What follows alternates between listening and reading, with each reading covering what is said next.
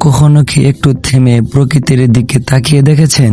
সবুজে ঘেরা গাছপালা, নীল আকাশ, মেঘের ভেলা, পাখির কিচিরমিচির, নদীর শান্ত ঢেউ কিংবা ভোরের সূর্যের কোমল আলো, সবকিছু যেন নীরবে আমাদের কিছু একটা বলে যায়।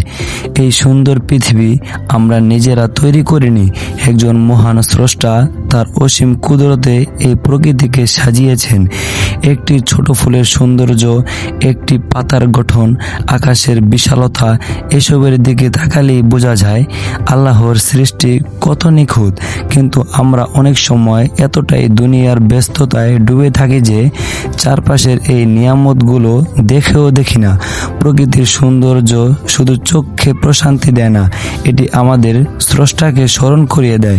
তাই মাঝে মাঝে একটু থামুন, আকাশের দিকে তাকান, গাছের ছায়ায় দাঁড়ান, পাখির ডাক শুনুন আর হৃদয় থেকে বলুন আলহামদুলিল্লাহ।